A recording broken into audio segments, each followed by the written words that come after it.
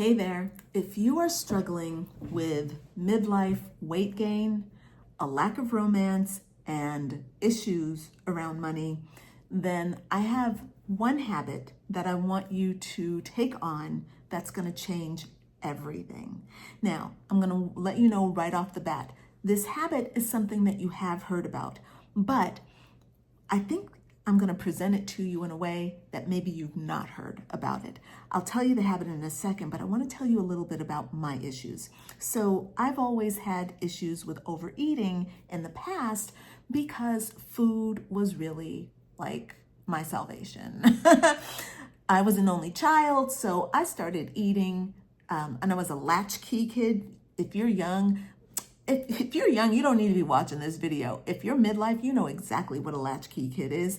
I was a latchkey kid, and the only thing I had at home to entertain me was television and food, and those two things started coming together, and I was in heaven, and I was happy, and I got heavy. All right, let's face it. And that habit carried into my adulthood. And even though I started exercising, that's how I ended up losing weight in my 20s and 30s and 40s. It was kind of like I never actually corrected that habit until midlife taught me how to correct that habit. I'm going to talk to you about that in a few minutes. Now, for me, romance was something where I was very much, I wanted men to change. All right, I wanted men to change and suit me. Now, I call that narcissism. My friends say that that's not narcissism, but in a way, I think it is a little narcissistic. And I think a lot of women really struggle with this. We won't call it narcissism. You don't have to call it narcissism. I call it narcissism. But it's when you want somebody to change to suit you, you go into a relationship and you're like, I love you, but you need to change this, that, and the other. And if they don't, you are mad at them about it or you pressure them about it. And that was me, all right? It's not how I do relationships now, but again, a midlife lesson and needing to, this one habit I'm going to give you that I want you to take on is going to help correct it, and you'll see why in a few minutes. Now, money. My issues with money. I was an under earner all my life, even my allowance, okay? You're a little kid and your parents will give you like $2 for your allowance. You're a little kid. They give you like a quarter. I remember when I'd get a quarter for my allowance, but a quarter back in the 70s was a lot. You could get a lot of candy for a quarter. You could walk out of the candy store with hands full of candy for a quarter. All right. So in that way, I was not an under earner, but my issues with money came still in childhood. My mom would dock my allowance when I didn't do my chores properly, or I didn't do a chore at all, or when my grades weren't good with school. So what ended up happening, and this was when I was a little kid, and this became a part of my mindset. So I would end up not getting any allowance for a month because I messed up something and didn't get it right or blah, blah, blah, blah, blah, blah, blah. My mom was tough. I love my mom, by the way. She's a wonderful woman. I miss her. She died back in 2013. Love her. Bless her heart. So happy I had her for my mom. She was a great teacher for me, and she did love me very much. And so she had I did struggle with some things, but still doesn't change the fact that she's the best. Right. So I wrote some notes, by the way, so I could stay on track.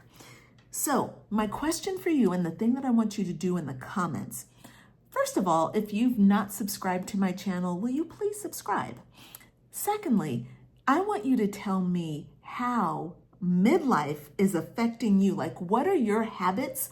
Or tell me what your habits are, or tell me what you're struggling with around health. That can be like weight gain or something else with your health. Romance and money. Tell me about one of those or all those, whatever you want. But leave a comment for me. Now, what I've noticed with the clients that I work with, because I'm a life coach, right? And I work with women to help them transform this midlife. I have a program that I've created called the Midlife Metamorphosis.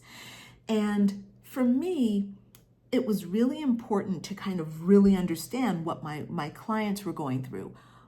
But here's the thing. The women that I work with are going through the same thing. They're saying the same thing about their relationship with food, their relationship with men, and their relationship with money.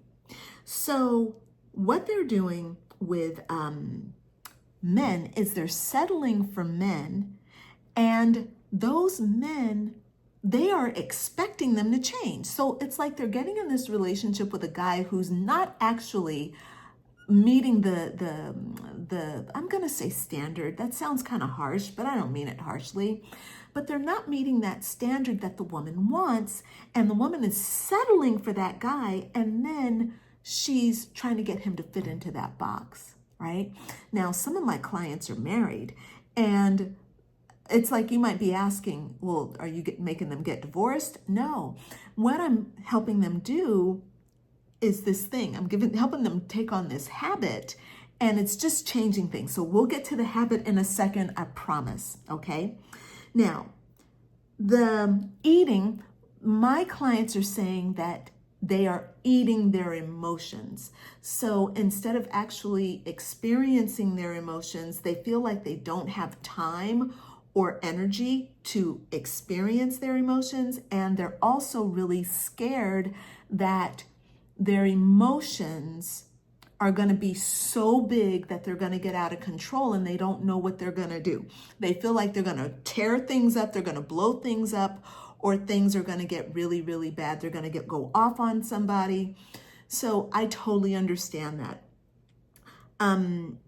They're also saying that they're making their food their best friend. Like food is their best friend, and it never fails them. Food never fails them. So that's another thing they're experiencing. Now, as far as the money is concerned, the people who, when they come to me, they are under earners, they are undercharging, they're not able to ask for what they want, and they're watching other people around them have things that they want, and they're like not getting what they deserve. All right. So those are the women, those are what women are complaining about when they first come to work with me. And again, I can relate to all of that. And if you can relate to any of that, let me know in the comments as well. So I want to talk to you now about this solution that I've been hinting at.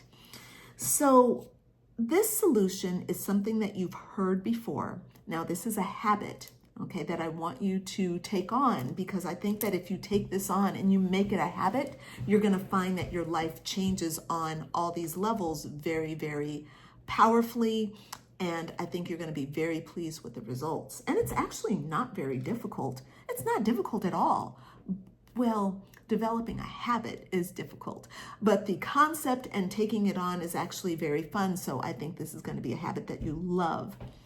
Now, the habit is to put yourself first. And I know that you've heard that before, put yourself first. But what does that actually mean? I want you to put yourself first. What is yourself? This is where I want to challenge you, because if you're saying, I know what that means, I've done that before. I've heard people say that, and they aren't putting themselves first. They don't even know who they are. So I was working with this woman for about a minute. I worked with her for a minute, and then I had to fire her. Honestly, I had to fire her because she didn't get it. So she came to me and she's like, oh yeah, I really want to work with you. I admire you. You know, I love what you're doing. I love how you carry yourself. You know, it's really powerful. The transformation that you've made and what you're building is really powerful. And I'm like, thank you. And clearly she sees it, but here's the difference, okay? So I did the interview with her and I asked, I'm like, how much money are you making? She couldn't tell me how much money she was making. But what she did say was that it was not enough, okay? So her making not enough money is already a red flag, because if you're not making enough money to thrive, then you need help. All right. Clearly you don't know what to do if you're not making enough money. All right. If you don't know how to fix it, then you're reaching out to somebody who does know how to fix it. Then you need to probably be listening and not telling the person who's giving you the system, who has actually corrected that. Maybe you should actually listen instead of telling us telling that coach what it is that they should be doing. So this woman was wanting me to, she said, I know who I am. I know who I am. And what she knew was the story that she had lived. And this is the problem that the mistake I think that people make with this situation. They are basing their self-knowledge on the story that they have lived and not on the truth of who they are. So the work that I do is about helping you understand the truth of who you are. You are a divine being of God. You are light energy. You are power. You are authority. And you have been endowed with the ability to create in this world as God creates. So that's creating using your mind, using your heart, using your body, using the feminine and using the masculine. You can't be one-sided in any of those ways. So you are a divine creator. That's the truth of who you are. What we do as humans is we start off as a little baby and we come into this world with pure power. And then what we have are our parents, and we start taking on all of the stuff from around our parents and from our environment, and we start contracting. So that expansive light becomes more contracted. We take on our family's beliefs. We start taking on our family's concepts, our family's perceptions. And sure, we do have ourself, but if you're born into a family where there's any kind of struggle, you start taking on roles where you may be the protector of your siblings, or you are a caretaker for your parents. I know that my mom was a bit narcissistic, and so people pleasing was something that I took on. All those roles that we take on start to actually obscure the truth of who we are. So when I tell you that you need to put yourself first, I don't mean that you should put the story first, which is what that lady who wanted to work with me insisted on doing. She wanted to insist that she is darkness and that she is this shadow and she's this pain. And I'm like, look, that's fine, but you've been living that all your life. You're now 55, and you see that that's gotten you to a place where you don't have the romance you want, you don't have the body you want, and you don't have the money you want. You probably want to stop building on that story of pain and shadow and start building on the truth of who you are, which is light and love and opportunity and potential. It might mean that you have to do some work that makes you uncomfortable, but doing that work is actually worth it because it will bring you the returns that you claim you want. So that's what I mean when I say that you need to prioritize yourself. You need to actually first understand who yourself is, and that means you have to go beyond your story. You have to stop associating yourself with your past story. It doesn't mean that you have to give up your family and you have to give up everything that you've built, but you do have to start seeing the light that is underneath all of those things. And there is so much light there. And, honestly speaking, we are trained in our world, in this 3D world, we are trained to deny that light. We're trained to fit in. We're trained to please the people that we respect and love. We're trained to kind of follow laws and rules that don't necessarily fit our character, the truth of who we are. And so we fit in, and we're trying to do our best to get love and respect in this world, but that's actually got to change in midlife. I like to think about midlife as being that time when the caterpillar is called into the chrysalis to become the butterfly. So up until age 40, you are living that caterpillar life. Around age 40, you start getting this call that something has to change. That's when you go into the chrysalis. That midlife crisis, that midlife chrysalis, is where you start to break down all those old structures. You look at the old beliefs, the old values, your old self-concept, your old habits, your old way of doing things, your old perceptions. All those things have to die, just like the caterpillar has to die. And then the butterfly can be reborn with a new perspective. I want you to download my Midlife Reinvention Roadmap. It is a guide that I put together to help you get in touch with your true self, not the stories that you tell yourself, not the roles you play.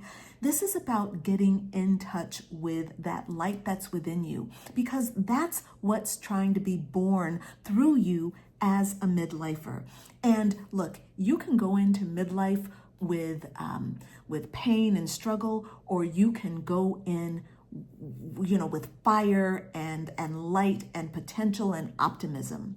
This Midlife Reinvention Roadmap is going to help you align with higher aspects of yourself. It's going to help you get in touch with your creativity. It's going to help you find your source of well-being so that you are thriving in your body, you're thriving in your romantic life, and your money is reflecting that light that's within. So download the Midlife Reinvention Roadmap now. There is a link in the comments. All right, bye for now, friend. Bye.